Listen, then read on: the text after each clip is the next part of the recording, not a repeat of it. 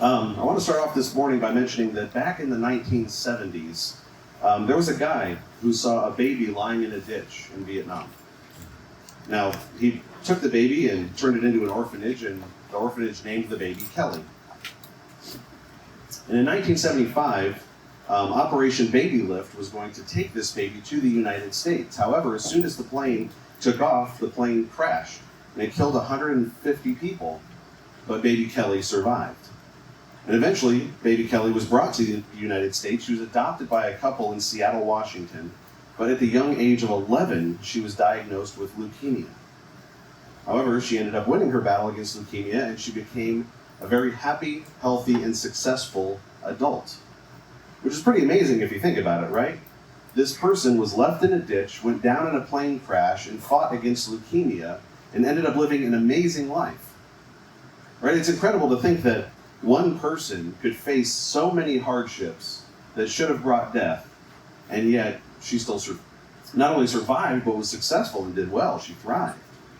You know, humans are capable of overcoming incredible odds, but only with God can we overcome impossible odds. And so today we're going to move forward in our story. We're going to be looking at a guy named Daniel, somebody who definitely faced impossible odds, but with God's help was able to overcome them. So if you're following along with your sermon notes this morning, today's message is called Daniel, and we're in the book of Daniel. Good guess. So Daniel, he's somebody who, alongside his friends, faced impossible odds many, many times, yet God was always on his side. See, now Daniel was one of the hardest guys for me to do something with during this series, because Daniel might just be my favorite book in the entire Bible, because and it's not just because we have the same name, by the way, but this book has everything in it. It has future prophecy, it has symbolism, it has persevering through adversity, it has kings that go crazy, it has floating hands writing on the wall, it has a fiery furnace, a lion's den. I mean, this book is just filled with crazy stuff. And every chapter is unique, it's different. It's a totally different story from a totally different angle. So this is really just, there's so much cool stuff in the book of Daniel, so it's really hard for me to say, how am I going to take this book, this guy's life, and cover it in 2 weeks, right? Now, if you want to go deeper, I did do a series on Daniel a couple years ago, and eventually you'll be able to find that on our sermon archive. We're in the middle of transferring things over, so if you weren't here, it'll just have to be a mystery for a while. But what I decided to do in order to make this a little bit easier is I'm going to take Daniel's story and I'm going to break it down into 6 major parts, all right? We're going to be looking at 6 things that Daniel did, and today we're going to cover 2 of them, all right, the first 2. But first, I want to quickly recap where we are. So if this is your first time with us and you don't know where we've been going in our prophecy series, I'll get you caught up. So basically, God created this nation called Israel, which was run by judges.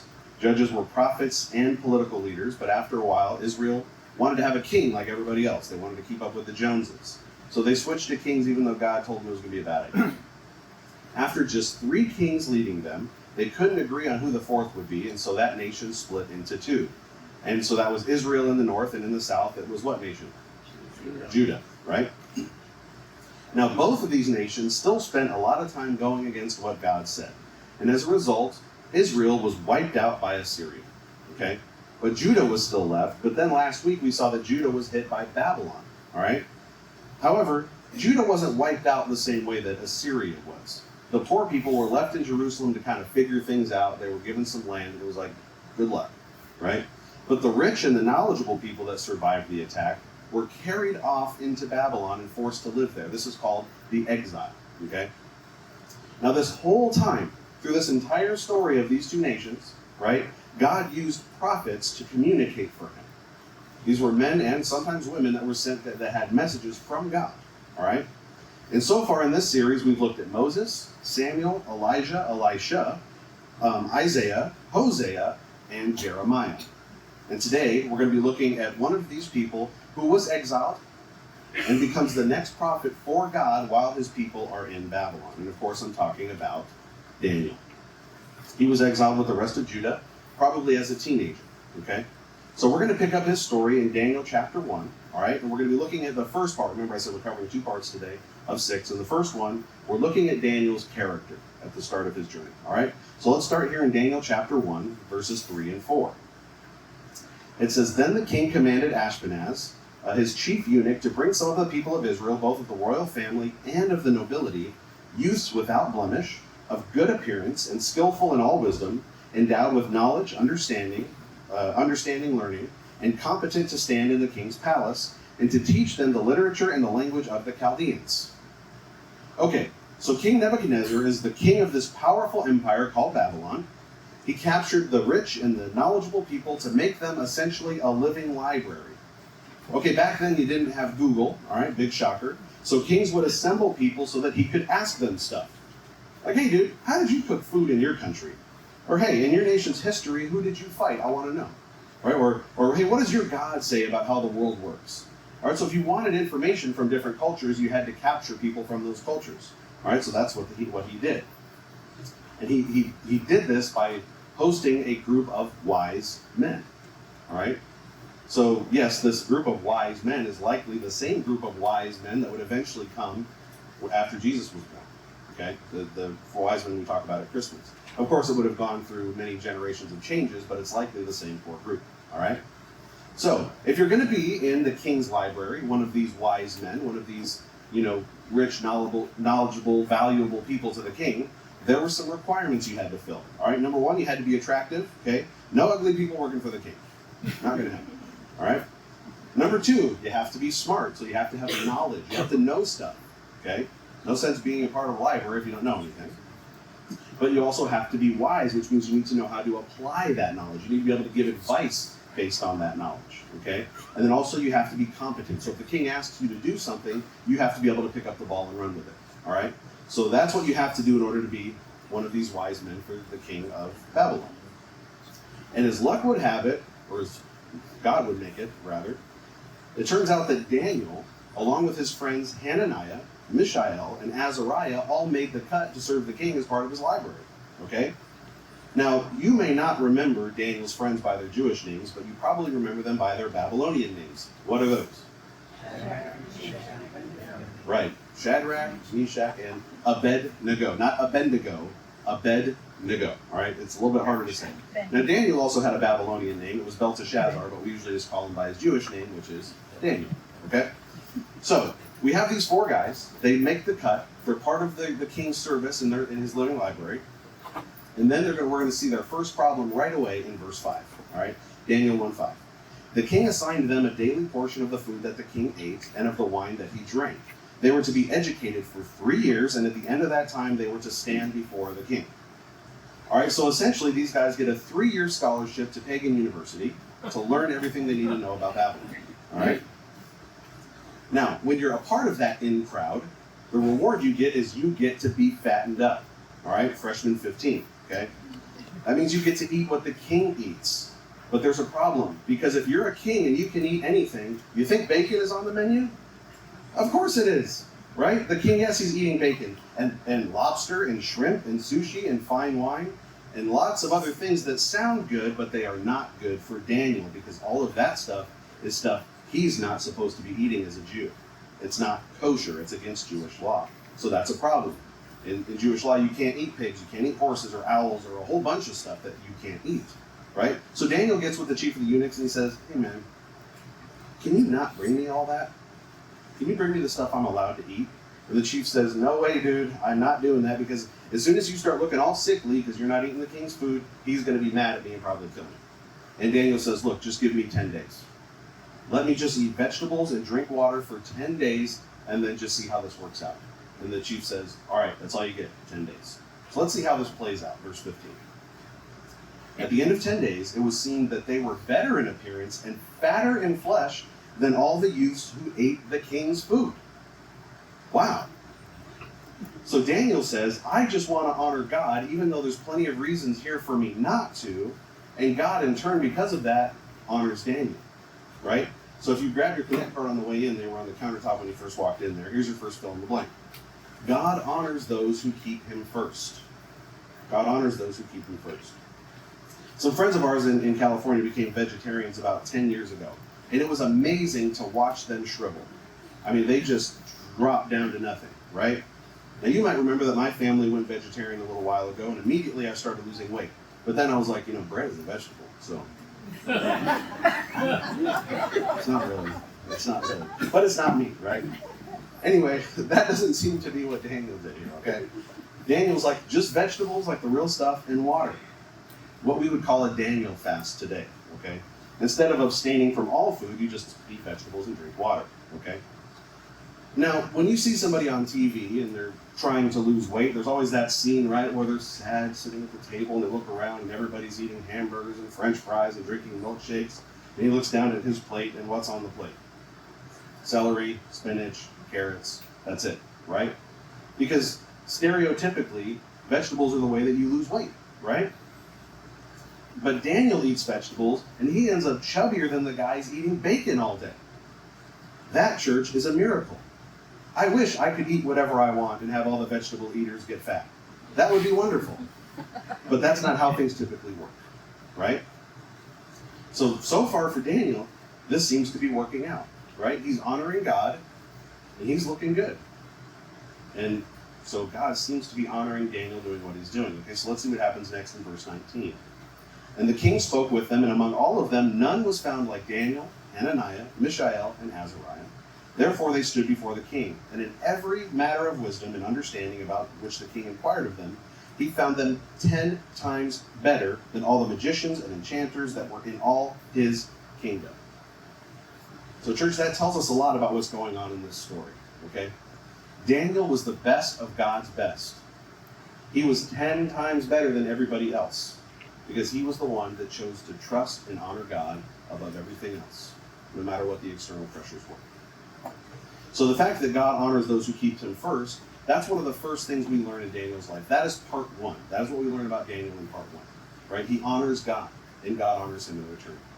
And that's the foundational premise of Daniel's life. You have to know that about him. He was a God-honoring man, okay? So that's going to take us now to part two, the second thing that we're going to look at this morning together. This is the kingdom visions. And this is when stuff starts to get fun for me. I'm sorry if it's not fun for you. So things start to go bad in Nebuchadnezzar's second year. He had disturbing dreams and he couldn't sleep. And he says, you know what? Wise men, come here. Tell me what my dream was or I'm going to kill you. So he was a nice guy. Now here's the thing. When it comes to interpreting dreams, it's one thing to interpret a dream, right? The wise men probably did it all the time. You just hear what they say, you put together some pieces, and you tell them you can just make it up, right? Somebody comes in and says, hey, I had a dream that Bruno Mars robbed a bank. What does that mean? You say, easy, you're going to get a bunch of money because Uptown Funk going to give it to you. I like that one. You just look at the dream and you make some stuff up, right? It's easy. You just make it up. But here's the thing. If you tell somebody your dream and they make up an interpretation, how do you know if what they're telling you is real? How can you tell the difference? Well, you really can't. But in this case, Nebuchadnezzar says, but if you can tell me what my dream is, well, now I know that you're working with something divine, something special. So that's the challenge. And he says, you know what? If you can't tell me what my dream is, I have no need for you. So I'm going to kill you all. So he says, what's my dream? Nobody can tell him. And so they're ready to start killing people. And then they come to Daniel. And Daniel's like, wait, what's going on here? They're like, well, Nebuchadnezzar's killing everybody because nobody can interpret his dream. He says, you know what? Let me talk to my God about this before you go off killing people. So Daniel asks for some time, and then he has this night vision, and then he's able to see what the dream is and what it means. Let's see what that looks like in Daniel 2:27. Daniel answered the king and said, no wise men, enchanters, magicians, or astrologers can show to the king the mystery that the king has asked. But there is a God in heaven who reveals mysteries, and he has made known to King Nebuchadnezzar what will be in the latter days. Your dream and the visions of your head as you lay in bed are these. And then Daniel tells him his dream and the interpretation. Now we're going to come back to the interpretation in a minute, but right now I want to focus on one thing. That God honors those who are obedient. That's your next fill in the blank if you ever connect. God honors those who are obedient. Daniel is able to tell Nebuchadnezzar what his dream is because he's obedient to God. Like, I can't do this. I fall short, but let me seek my God in this, as I'm supposed to seek him in all things. And then I'll tell you. And at the end of this, Nebuchadnezzar is super impressed. He even falls to the ground before Daniel. And he says this in Daniel 2:47. The king answered and said to Daniel, truly your God is God of gods and Lord of kings and revealer of mysteries, for you have been able to reveal this mystery. Then the king gave Daniel high honors and many great gifts, and made him ruler over the whole province of Babylon and chief prefect over all the wise men of Babylon. So God's purpose was fulfilled. He was trying to communicate to Nebuchadnezzar. Daniel was obedient and did it for him, and then Daniel was honored as a result for being obedient. He ends up being like the best guy in all of Babylon, almost. So we can see the importance of following God when we're facing hardships, right? But let's go back to the dream now. I want to talk about the interpretation of the dream. This is a crazy thing to read about in history, okay? So we're going to look at Nebuchadnezzar's dream, but we're also going to look at two other dreams, okay? And all three of these dreams work together. That's why we're going to look at all three of them at the same time, all right? Which hopefully that makes it less confusing. That's what I'm trying to do here. If it doesn't work, again, I'm sorry. So the first dream is Nebuchadnezzar, and he has a dream about statues. Then Daniel has a dream later, and it's all these crazy beasts that come out of the sea. And then Daniel has another dream, and it's a ram and a goat by a river, all right? So what I'm going to need now is I'm going to need 6 volunteers.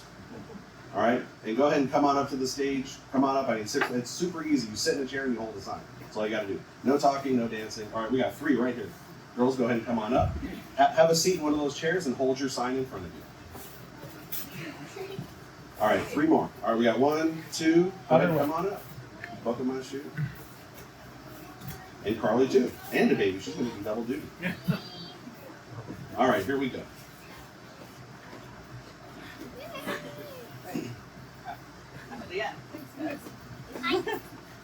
Okay.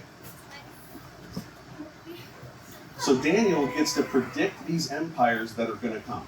Now this is not just like a fairy tale or something. These are real empires that really came, and Daniel really had foresight about these actual empires, okay?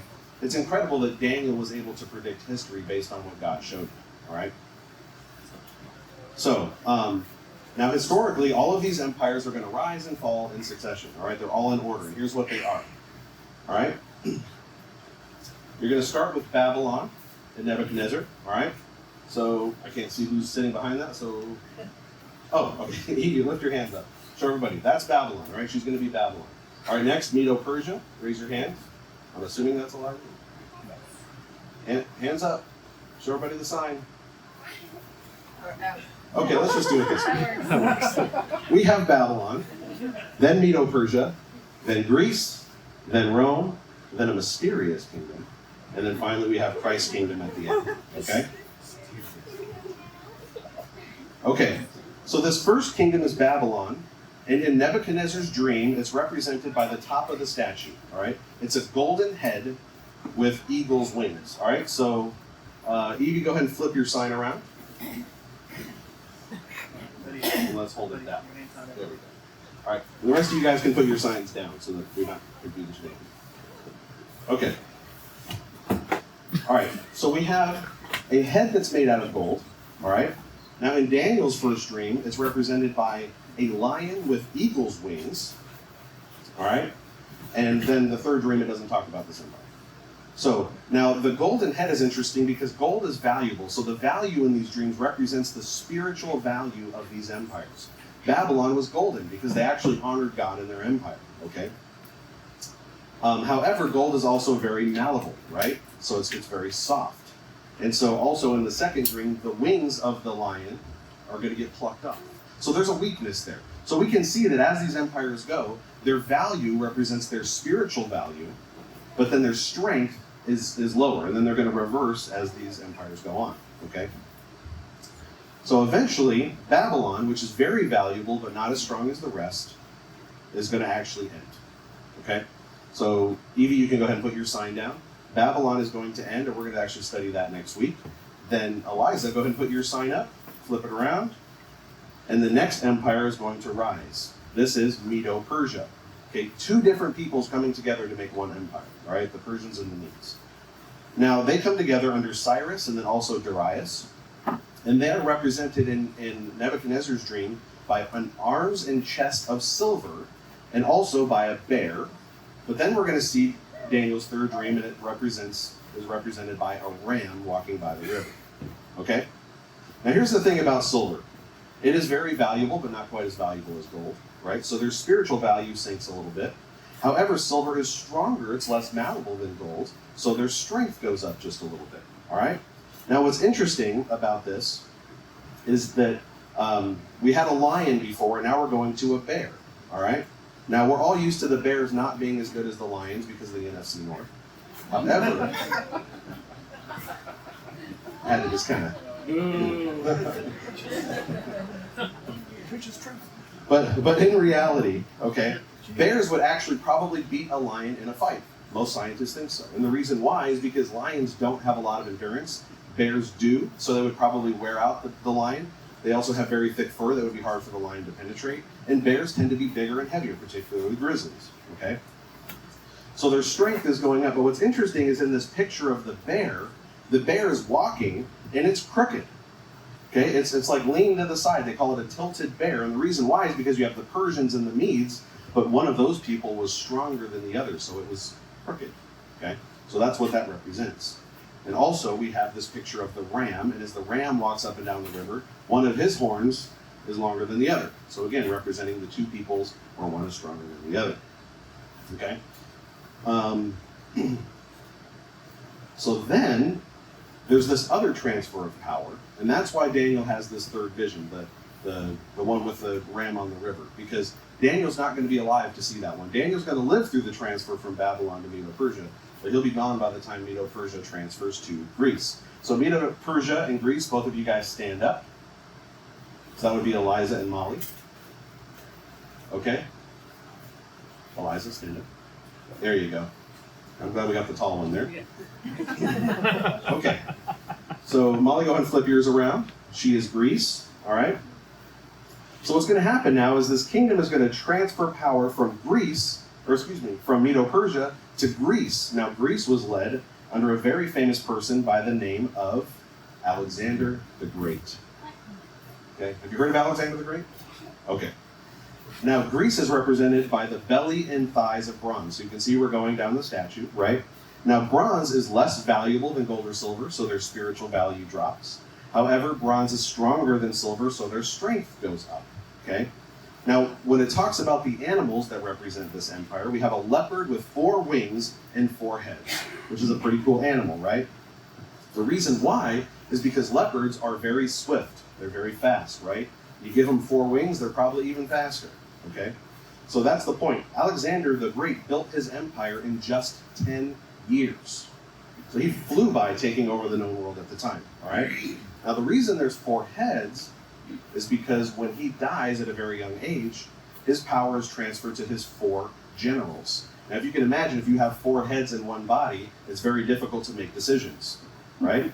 It's hard for 4 people to make decisions with separate bodies. Now, you put them all in one body, you have a bigger problem, okay? So that's actually Greece's downfall, is that the 4 generals take over because they didn't expect their young emperor to die so soon. All right? So, Medo-Persia, Eliza, you can go ahead and sit down. We're going for a very strong visual change here. Okay, now also, no, you're still saying, I'll let you know.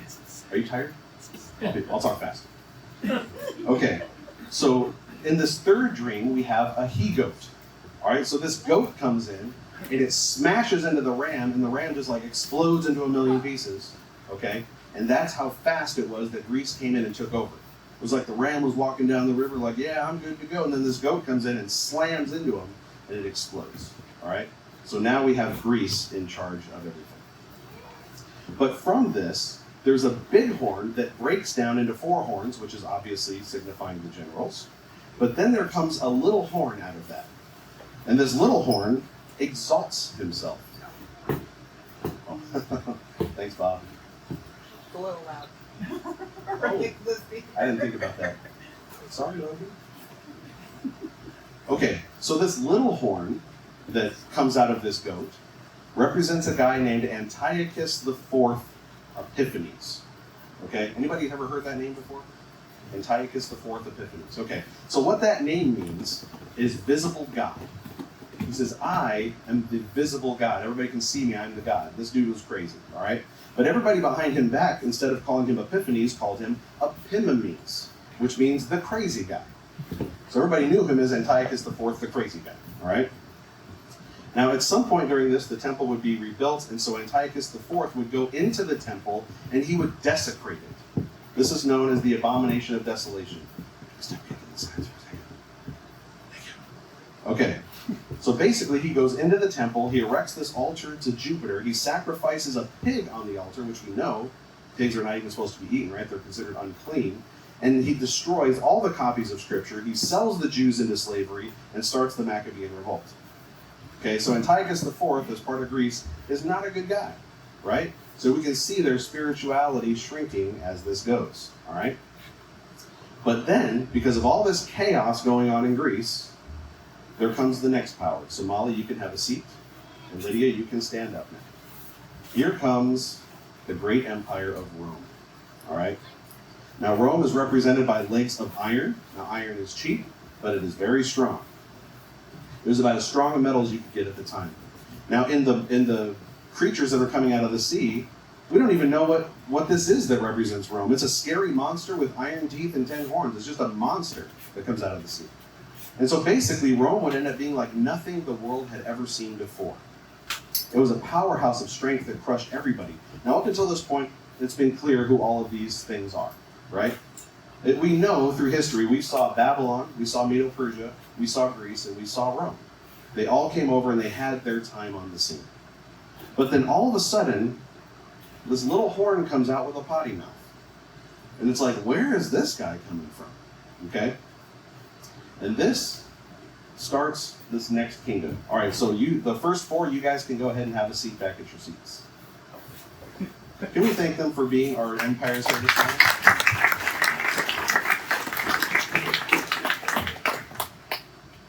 Okay, so Anna, you get to go ahead and stand up now. So this is represented by iron and clay feet on the statue. This is the only time that we really hear about this, although there are other dreams where we hear about this, but we're just going to focus on this one. All right? Its feet are made out of a mixture of iron and clay. All right? So we have an iron component, which seems to nod towards Rome, okay? But it's mixed with clay, which isn't valuable or strong. Why is this clay mixed in there? Now, there have been a million theories about who this kingdom actually is. Some think that because there's Rome and clay doesn't really seem to be militaristic force, that maybe this is the Roman Catholic Church. There are some that think that because this is mixed, that this is the European Union. There's some people that think that this, because we're kind of like Rome, that this is the United States. Matter of fact, I read an article yesterday letting me know that Trump is the Antichrist. So it's something to consider.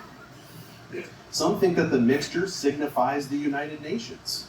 And some people think that this is a future kingdom that is some sort of a Roman revival. Whatever this is, whatever kingdom this actually is, we know this. This is the kingdom that will lead us into what is called the end times. And the end times are going to be, that kingdom is going to be led by a certain individual. This little potty-mouthed thorn, someone you probably have heard of before, someone called what?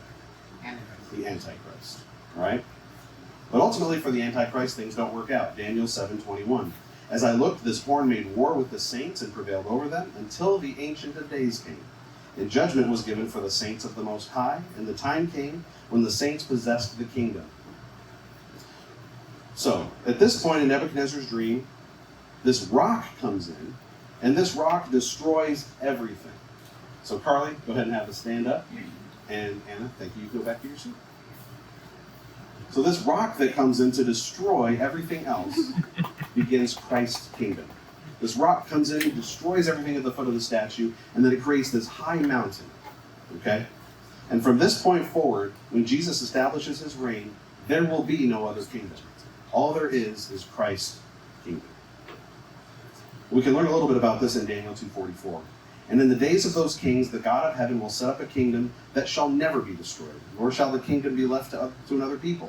It shall break in pieces all these kingdoms and bring them to an end, and it shall stand forever.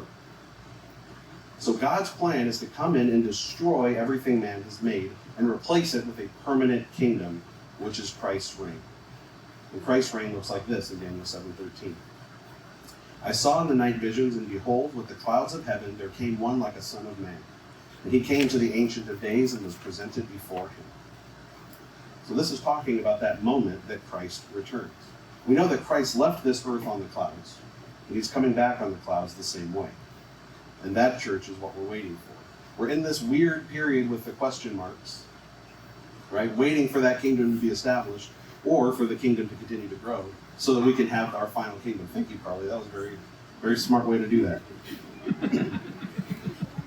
Now, the question is, when is this going to happen? When is that moment going to happen when Christ returns? And the truth is, we don't really know. But we do know this, that when Daniel saw these visions, he was not happy. Why? Well, because he knew that he was only going to die during the second kingdom. And he was going to miss out on all the good stuff at the end. And honestly, church, there's a good chance many of us won't be alive when that kingdom is established. But here's the reality of the situation. I'm going to close with this. Here's your last fill in the blank. We have to accept our mission the same way Daniel did. So you just run the leg of the race that God gives you. You just run the leg of the race that God gives you. It's easy to look at other people and get jealous, right? You want that person's house or car or their wife or whatever. But this also applies to spiritual matters. Daniel wished that he got to be around when Christ was his thing. You know, even pastors get jealous. I mean, I don't, but right? I mean, pastors oftentimes think I want a church that big, or I want a book on the bestsellers list, or I want a show on TV. But church, that might not be what every pastor is called to, right? For all of us, we have to learn to run our leg. Whatever it is that God calls us to do, we're to do that faithfully. On Wednesday night, we've been learning that the church is God's temple, and Christ is the cornerstone, and the apostles and the prophets are the foundation, and we are the walls being built up. And so our job as these little bricks in the wall of the temple of God is to lift up the bricks that are above us, to trust those who are below us, to encourage those who are beside us, and to make sure that we stay square and plumb to what Christ has taught us. That is our job as the church, is to do our part in our little square of God's kingdom. And when we're done, we all get to see what God has built across generations. And so, as I close here this morning, I encourage you to consider that our responsibility, even though we know that there are these empires that have changed over generations, that Christ is faithful and we have our own little leg to run.